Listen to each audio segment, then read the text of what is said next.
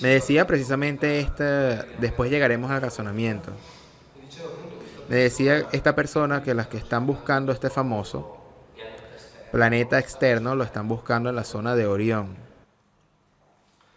Bueno, hay artículos de científicos publicados en el diario La República donde se dice claramente una cosa: vosotros sabéis que las moléculas orgánicas, aquí le robo un momento a Pietro, me tendrá que disculpar, tienen que con respecto a la luz una orientación siniestras o diestras. Y esta orientación depende de la luz. En particular depende de la luz polarizada, o sea, de la luz que no viaja en modo rectilíneo, sino que viaja en modo circular y entonces produce esta polarización de las moléculas. Y nosotros tenemos moléculas que están polarizadas de una forma que no se explica con la luz que hay en nuestro sistema solar. Y no se explica tampoco con la luz que había al inicio de nuestro sistema solar. ¿Sabéis de dónde se encuentra esta luz polarizada que explica la polarización de estas moléculas? En la nebulosa de Orión, para variar. Y lo dice otra vez la ciencia. Publicado el diario La República, fuertes presencias de luz con polarización circular en la gran nebulosa de Orión, donde ya han sido detectadas moléculas orgánicas. Hay allí por lo menos 10.000 estrellas como nuestro Sol, por lo tanto, si pensamos que no, muchas de ellas pueden tener planetas, donde la vida sea posible.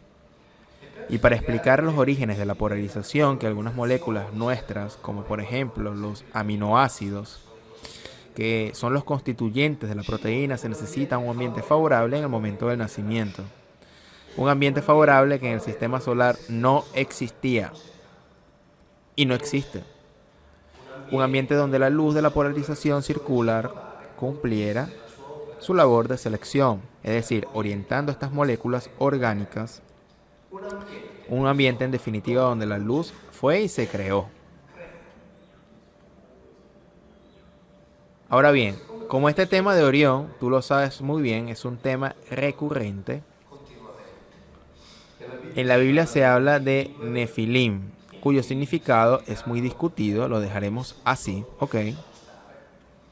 Porque se puede discutir por décadas sin llegar a un acuerdo, entonces es inútil perder el tiempo.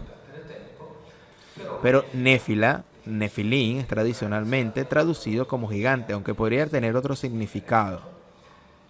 Néfila en arameo tiene un solo significado indiscutible, en el sentido que es el único significado indicado en el diccionario. Es constelación de Orión. Nefilim es el término plural. Entonces quiero decir, tenemos toda una serie de cosas que nos llevan a ciertas zonas del cielo, en plural, que son las zonas del cielo donde los textos antiguos ubican posibles lugares de origen de posibles civilizaciones que nos han visitado. Bien, yo digo simplemente, tengamos la mente abierta, porque solamente teniendo la mente abierta se puede después esperar saber más, para tener un poquito más de conocimiento. No digo para alcanzar la verdad, porque sabéis, uno de los conceptos que se ha tomado de los evangelios, la verdad os hace libres. Yo pienso que la verdad nos hace esclavos. Es decir, en el sentido que yo lo veo en todos estos años, todos los que sostienen tener una verdad son verdaderamente esclavos. Porque no son libres de pensar de manera diferente. Y entonces uno dice, pero ¿cómo Jesús dijo algo así de absurdo, así de erróneo? No, obviamente no tengo tiempo para explicárselo esta tarde.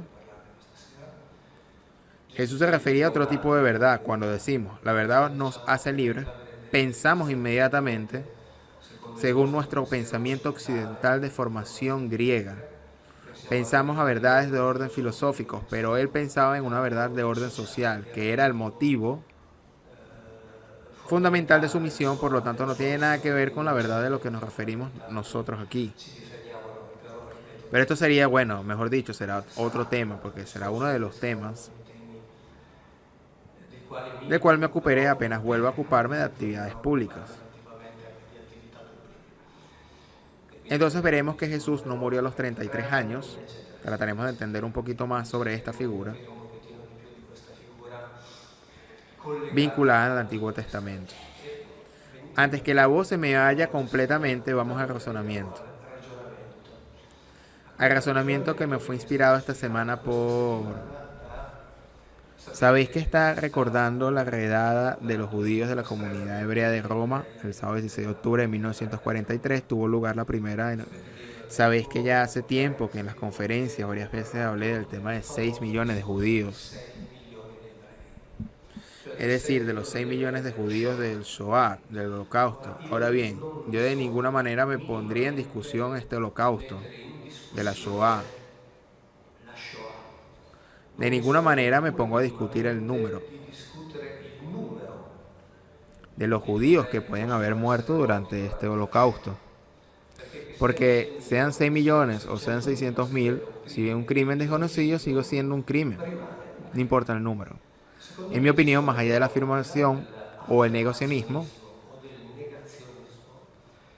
hay problemas, cuestiones que son todavía más importantes y en ciertos aspectos todavía más graves.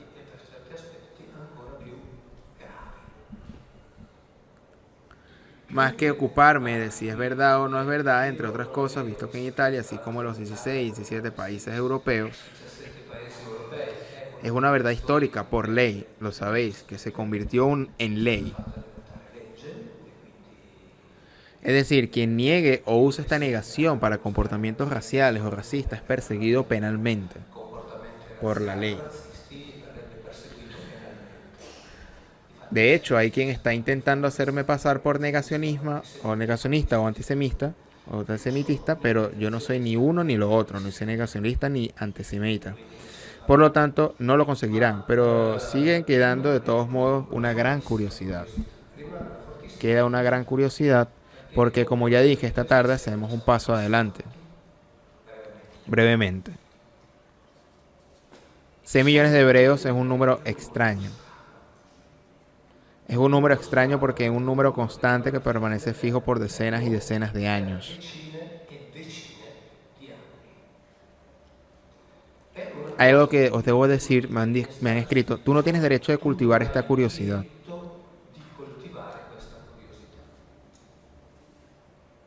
Ahora bien, no hay nadie en el mundo que tenga el derecho de decirme qué derechos tengo yo que hacer sobre mis curiosidades. Por lo tanto, yo cultivo todas las curiosidades que yo quiera. Sobre todo si ciertas curiosidades están altamente documentadas. Porque digo, estos 6 millones de hebreos es un número recurrente desde la segunda mitad de 1800, por lo menos oficialmente. Es un número que se encuentra en las revistas judías desde la segunda mitad de 1800. Es un número que se encuentra en los principales diarios estadounidenses y no solo, seguramente desde el inicio del siglo XX. Es un número que se encuentra también en la Enciclopedia Británica y permanece siempre igual. Es decir, 6 millones de judíos que continuamente escrito y descrito por lo menos desde la segunda mitad del 1800. Deben morir. Tendrán que morir. Están muriendo. Y lo escribían antes de nacer Hitler. Y siempre son 6 millones. Y estaba escrito, aquí están los artículos que publiqué.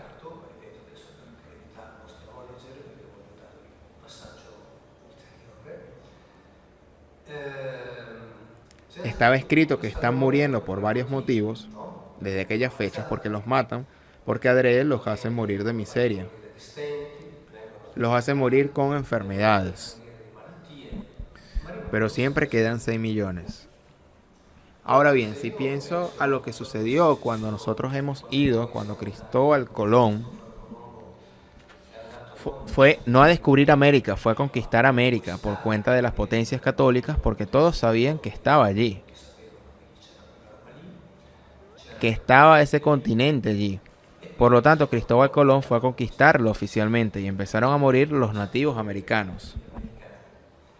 Solo que en el siglo XVI los nativos americanos eran 80 millones y en menos de un siglo quedaron 20 millones. Solo en México eran cerca de 25 millones y quedaron 2 millones. Esta es por desgracia la dramática y triste verdad. Es decir, si un pueblo es diezmado por hambre, enfermedades, asesinatos, verdaderos exterminios, disminuye de número. Aquí quedan siempre 6 millones. 6 millones eran la mitad de 1800, digamos así. 6 millones quedaron en la época del Holocausto, es decir, al final de la Segunda Guerra Mundial. Después la periodista e intelectual hebrea Lowenthal en el diario La Estampa, y ahora son 6 millones de hebreos en Israel. Victoria del sionismo titulaba ayer a toda página Israel Hayom, Israel hoy. El diario de distribución gratuita más difundido en el país. Esto lo escribí en el 2014. Y entre otras cosas dice que el cumplimiento de estos 6 millones, lo define ella, es un tikkun olam, como sería en hebreo, una reparación del mundo. Es decir, el mundo tenía una culpa con respecto a estos hebreos y ahora hay esta reparación. Entre otras cosas, aquí hay otra de las pruebas, directas e indirectamente, que olam no significa eternidad. Lo he dicho varias veces, sino que significa lugar. Yo estoy estudiando el Talmud, leí hasta ahora los primeros 3 tratados. Es decir, el Rosh Hashanah y el Berakot, que son cientos y cientos de páginas, donde también allí olam significa lugar, sitio. Después significa también tiempo que no se conoce. Pero el olam, el significado es algo que no se conoce. En cualquier caso, ella, Lowenthal, lo define como el tikkun olam, pero otra vez se vuelve a los 6 millones. 18 de junio del 2018. Benjamin Netanyahu, primer ministro de Israel, advierte a Putin que la nación quiere matar a 6 millones de judíos. Son siempre 6 millones.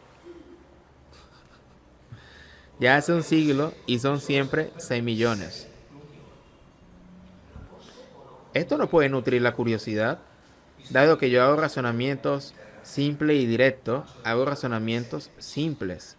Hago razonamientos como uno de la calle. Y los razonamientos sabios se los dejo a los sabios. Pero en este sentido soy evangélico. Porque Jesús dijo, te agradezco Padre porque has escondido estas cosas a los sabios y se las has dado a los niños, o has revelado a los humildes. Por lo tanto, está bien.